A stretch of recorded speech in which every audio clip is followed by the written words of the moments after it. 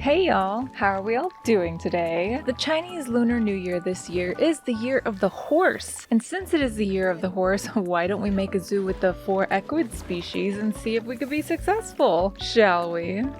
I'm going to be making the zoo on the Temperate Europe map, and I am naming the zoo a Fire Horse since it is the year of the Fire Horse. The last time it was the year of the Fire Horse was 60 years ago in 1966. Now, I may be old, but I'm not that old. I hope you guys are ready for another fun-filled build with me video. Our 4 species that we are working with is going to be the American Standard Donkey, a domesticated breed that guests can enter and pet. The Somali Wild Ass, guests cannot enter this habitat, so I don't think I'm going to be sticking the 2 donkey breeds together, and they don't get interspecies enrichment with any of the other equid species. Next we have the plains zebra, which is another wild species that guests can't enter. And if you look, they have a lot of the same interspecies enrichment that the Somali have, so I don't see why I can't put them together. And last, and I hope I'm saying this right, let me know if I don't, please, the Przewalski horse? They're really cute. My favorite of the 4 for sure. The Przewalski horse is also a domesticated breed that guests can enter. What if, hear me out, what if we have 2 habitats for this whole zoo? One with the zebras and the Somali, and one with our standard donkey and the Przewalski horse. Let's start first with our panda tip of the day. Let's make a circle with our paths. First, make sure that your angle snap is turned on to 15 degrees. Start your circle, and then with each click, make sure you move 1 notch. And if you have your angle snap on, you'll always snap to just 15 degrees every single time. Keep going all the way around. Now, if you wanted this to be a little bit more of a perfect circle, especially down here at the end where it connects, I should have started the circle going in both directions before I started going all the way around, kind of like making a T intersection to make it more smoothed out, but this will work for what I need. That is how you make circles with your paths, and that is your panda tip of the day. You're welcome. On the edge of the circle, I'm going to be placing down these pre-built staff buildings using the Europe themes, and it's eating into our money, but I am only putting down what I need. So I need a trade center, a staff break room, a keeper hut, and last, a vet surgery. Everything else can wait until we have more money. Actually, I don't even think I need anything else. Well, maybe a research center. We'll do that later though. Let's hire some friends, just a caretaker, a keeper, and a vet. Again, everything else can wait. And for their outfits, everyone is going to be wearing the same. Red, black, with a bit of orange accents to represent our fire horse. Look how excited they are. Probably shouldn't tell them that I'm about to cut all of their pay.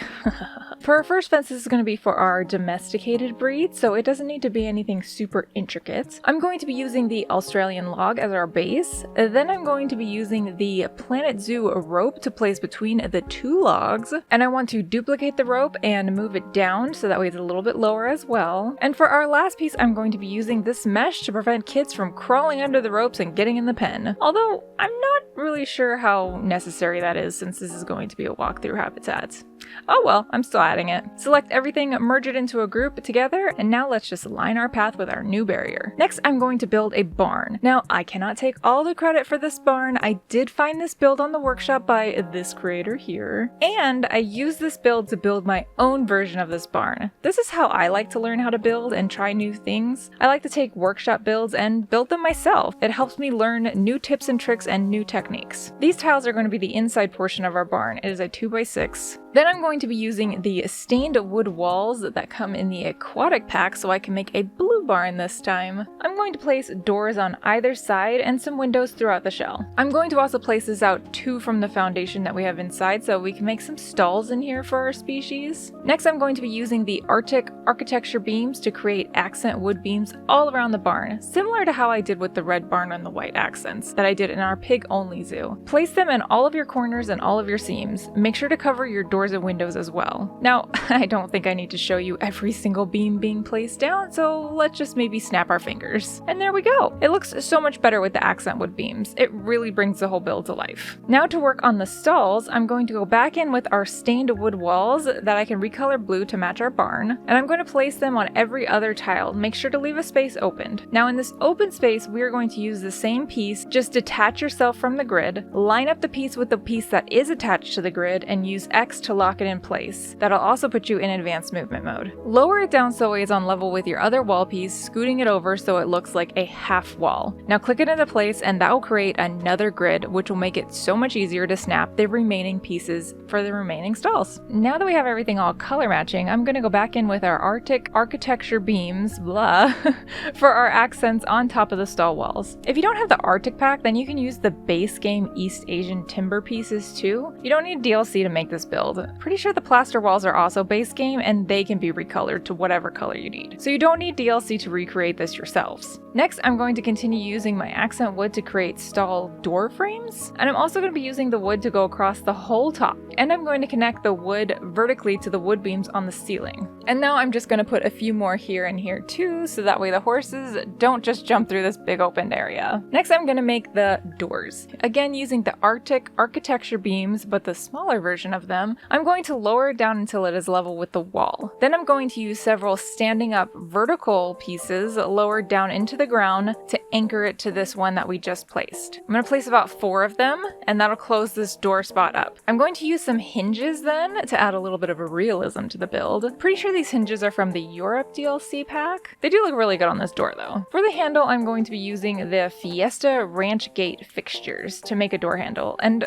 I can't quite get it perfect, but it's good enough. Now that we got one door down, it's easy enough to merge the whole thing together and just move it to the other stalls. See? 2 lovely doors. And for the last one, I'm actually going to make the door open so the keepers can get into the habitat.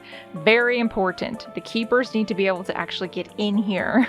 With advanced movement mode, it is super easy to make this stall door just look like it's opened. I am then going to use the East Asia unpainted timber pieces, the base game pieces that you can use for your accents, and I'm going to make a table over here. Super easy to make a table just between these windows. And for the decor of the barn, I'm going to be leaning heavily into the conservation pack. The conservation pack is wonderful for backstage areas, so backstage areas are really important to you and for your building style, then the conservation DLC is a must-have for you.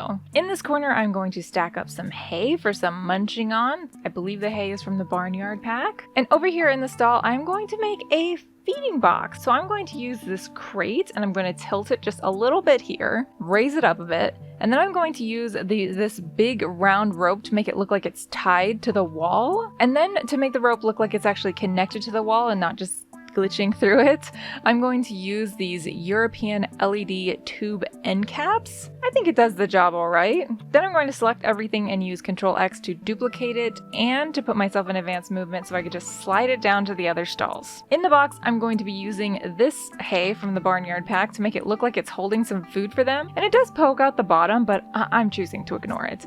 Maybe it's just hay sticking out from between the wood in the crates. I really like the way that it turned out. I think it looks really cute. Now let's close off the individual stalls using the same building pieces that we have this whole time. Just quarter walls, painted blue, and some wood beams to finish off the inside. For the roof, I'm going to be using the roof the original builder used because I love the way that it turned out. And I will be using this roof build way more often. It's so cool. The vertical wood plank inverted piece, when placed together, makes this nice shape for this roof. I'm always looking for new roof ideas, and this one is just awesome. Once one side is placed, just select it, duplicate it, and rotate it, and it'll snap into place on the other side using the grid. And to completely close off the roof, I'm going to be using the shallow vertical wood plank roof pieces to finish this off. And then use more of your building pieces to just finish off your wall and close up the holes. The slope pieces and the quarter wall pieces. And don't forget to recolor them, select them all, duplicate them, rotate them 180 degrees, and place them on the other side to close off those holes as well. Also, don't forget to use your slope walls to close off the smaller openings that the inverted roofs made. For the roof, you can leave it as is, or you can line the roof with some more of your accent beams, which will make it look like this. Not necessary, but it does help give it a little something extra for the build. And that was our barn! Now go and try it for yourself. And again, thank you so much to this creator here for the wonderful build on the workshop. I learned so much, and I love your roof. I'm going to be using that so much. So awesome. Thank you, thank you, thank you. I'm going to add the guest gate to the barn and connect it to the fence here. And now that the fence and barrier are done, I'm going to start adding in some habitat items, which I will recolor to blue. Blue is their color. And I'm going to also include the sanitation station so that way the guests can enter in here and actually pet our new animals. I'm not going to be adding any foliage or rock work yet because I do need to keep an eye on my money. It is the beginning of the zoo and you don't want to go too crazy in the beginning. But I am still going to be dotting around those habitat items and enrichment items so they're still happy little animals. I'm going to place down a donation bin and recolor it to our fire horse colors. Oh, and look at this super cute Kowalski horse education board that I found in the workshop by this creator here. It is so cute and perfect. I love it. And I'm also going to be placing education boards along the fence. That way we can have education for both the American Standard Donkey and the Kowalski horse. The Kowalski horses need a herd of 3 or more. I want 2 girls and a boy, but I can't seem to find any boys right now. They're going to be a little bit sad if I put them in here with just 2 girls in the herd, but I think I'm going to end up doing that until I can find a boy. And for the donkeys, oh my god, why are they so expensive? What? What the fuck? I hate this so much. This game should have never allowed players to set their own CC prices. Like, seriously. 10,000 for a donkey? What? I'm gonna get a couple of girl donkeys and hope for a better priced boy that'll come up because I'm not spending 10,000 CC on a donkey. It's madness, I tell you. Madness! I gotta go do laundry IRL, so I'm gonna be right back. Okay. Oh, look, this horse is a wonderful price. And I will get her, and then when I find a boy, we're going to use her and him to make little ones, because she has got a good price to her, and she's really good stats. And also there are some boy donkeys, which is awesome. Sometimes, all you need to do is go fold a load of laundry, and that'll fix the trade center. Let's add some gold horse statues by the entrance. 4 horsemen, maybe? I don't know. Well, what the hell is this? Oh my god. Oh my god, I love this so much. Where are my googly eyes? I need googly eyes now. Look, it's our intern.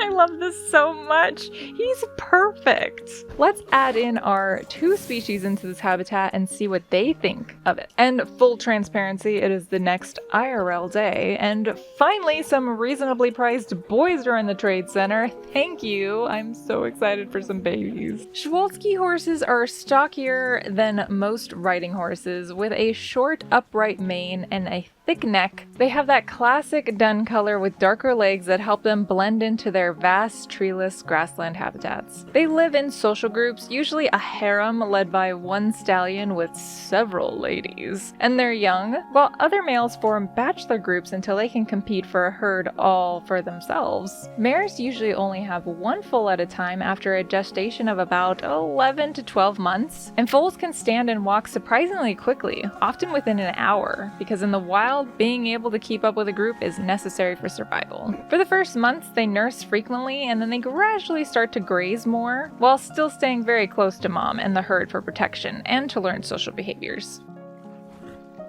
The American Standard Donkey was developed with size and strength in mind, as these are the donkeys that you historically see doing that serious work on the farm and the ranches. They're known for being sturdy, sure-footed, and surprisingly smart. Donkeys in general are a lot more cautious than horses, and that stubborn reputation is usually just them stopping to think before they do something unsafe. And they're social animals too. They do best with a buddy, another donkey, or even other livestock companions because they bond strongly. A donkey's pregnancy is long. Jennies usually carry foals for about a year and usually have just a single foal. The baby can stand and start nursing pretty quickly after birth, and foals will stay close to their mom for months, learning routines and social cues. And a calm, constant environment matters a lot early on because donkeys actually remember both good and bad experiences for a long time.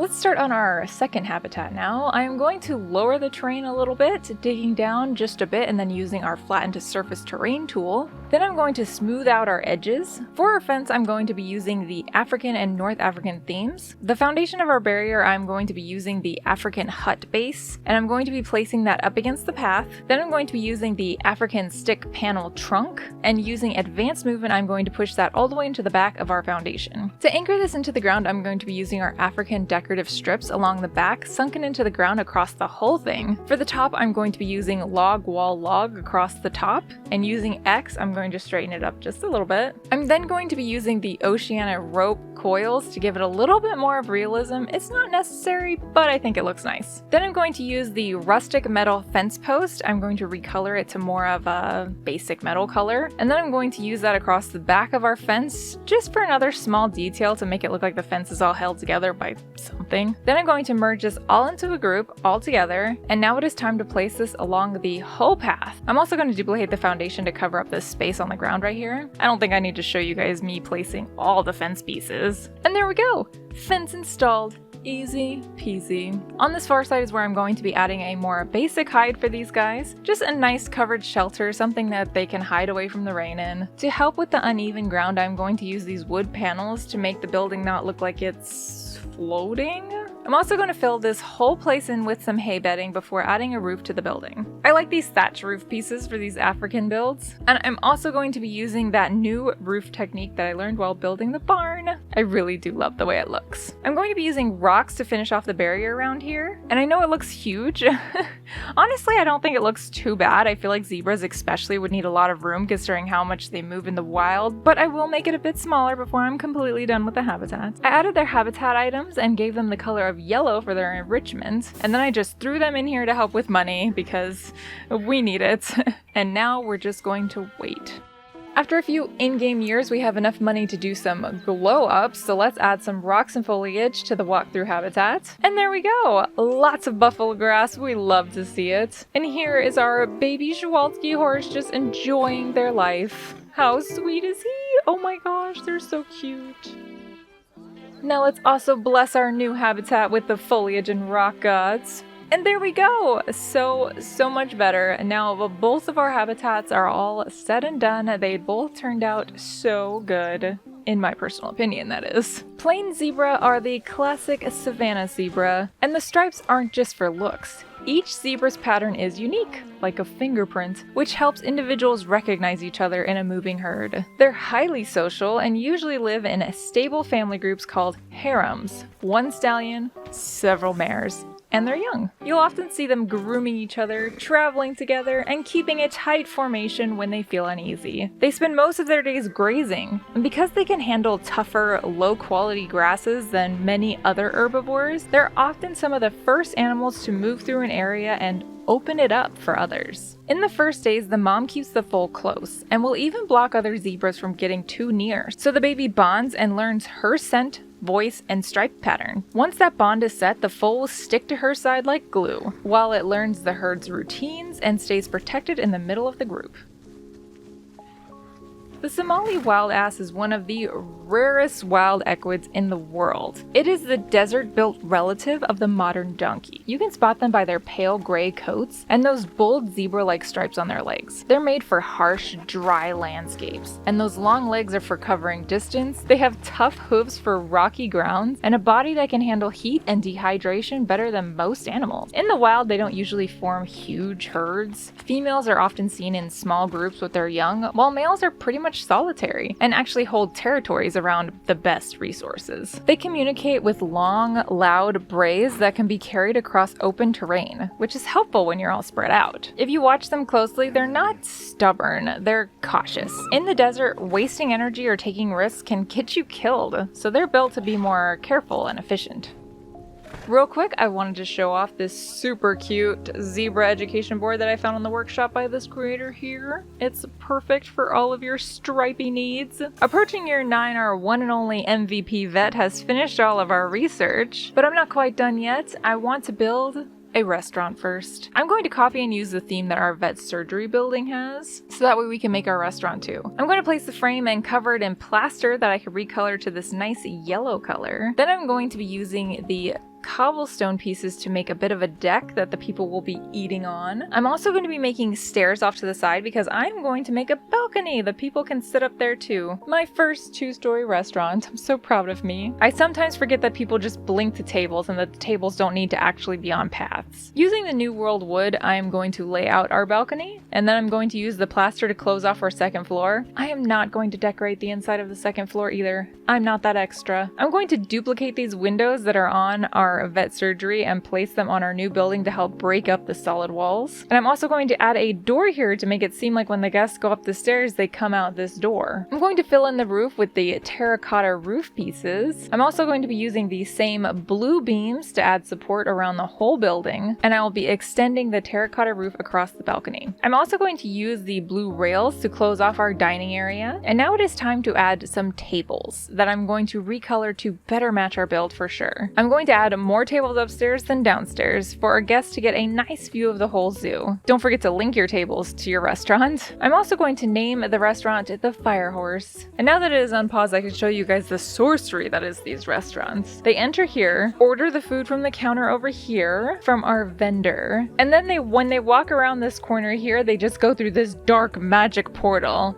and they just pop out somewhere where your tables are. And when they're all done, they just show back up down here by the portal. So you do not ever need your tables to be placed on or near paths if you don't want to. And I know I am totally guilty of this, and I'm so happy that I've learned this myself. Thanks to all of you guys telling me in the comments. I really appreciate it. Welcome to the Fire Horse, our Chinese Lunar New Year inspired zoo. The Year of the Horse holds a special place for me. My youngest was born the Year of the Horse. Our sea lion critic is actually a horse, I know, surprising. I think it would be really fun to do an entire zoo representing all 12 animals of the Chinese New Year. When I was in high school, I was obsessed with the OG Fruits Baskets anime and manga. If you haven't watched it, you really should. It's so good. Let me know down below, what is your zodiac animal? I am the Year of the Rabbit, or the hare for the Chinese zodiac. But did you know in the Vietnamese zodiac, they actually replace the hare with the cat, which has always made me so happy to learn because Kyo is my favorite character in Fruits Baskets. I was so surprised that this 2-habitat zoo has been so successful. We have been in the green every single year, constantly making money, and I'm very confident that the zoo will eventually hit $1 million. It would just take a very long time. And I don't really want to sit here and wait for that. I appreciate all of your love and support. It helps so much, more than you know, honestly. Thank you all so much for hanging out with me today. Don't forget to like and subscribe so we can hang out again, and I will see you on the next build. Bye! I'm so ready for a nap, yo. Who decided weekends were only 2 days long? And where do I file my formal complaint about that rule?